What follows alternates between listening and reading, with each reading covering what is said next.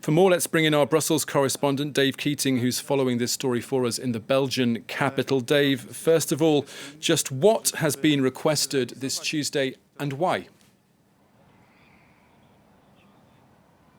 Well, this concerns a European Court of Justice ruling from earlier this year, where the court said that this new judicial review tribunal set up by the Polish government violates judicial independence, and it's seen as being part of a wider effort by the Polish government to dismantle the independence of the judiciary and pack it with party loyalists. Now, at first, it looked like Poland was not going to comply with that ECJ ruling. They made some noises in that direction, but eventually they said, okay, we will comply, we'll dismantle this judicial review board, but it's going to take a couple months. Well, today the Commission said that's not good enough, that they need to dismantle it immediately, and that they should be subject to fines from now until they get rid of that judicial review board. Now, what the Commission has done is ask the European Court of Justice to impose those fines.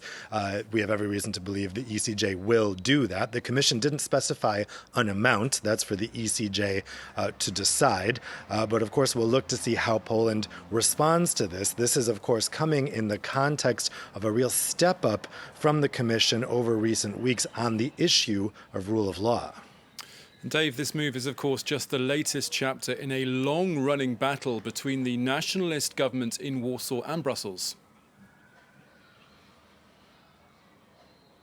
Yes, indeed. And interestingly, over this past week, we've seen the Commission suddenly get very, very tough with both Poland and Hungary, the two EU governments that are ruled by far-right parties that are accused of violating the rule of law. So separate from this, the Commission also sent letters today, and we've had it confirmed today that the Commission has sent letters to the Polish municipalities that have declared themselves LGBT-free zones.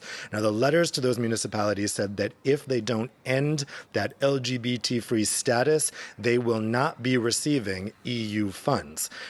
So that's one tranche. And then separately, the Commission Vice President Dombrovskis has confirmed today that the reason that the Commission is holding recovery funding to Hungary, not allotting it yet, is over concerns about rule of law. So it's clear that the Commission this is part of a concerted strategy this week to step up the pressure on Poland and Hungary. And the key thing is going to be to watch how those governments react. They are very fond of kind of casting the blame in Brussels domestically.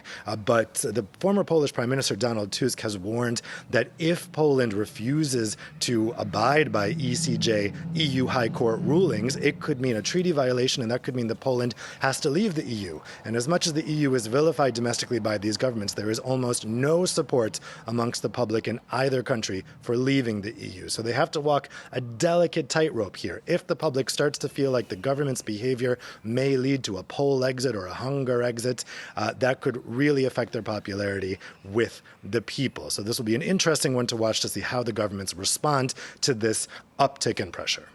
Dave Keating, our correspondent in Brussels.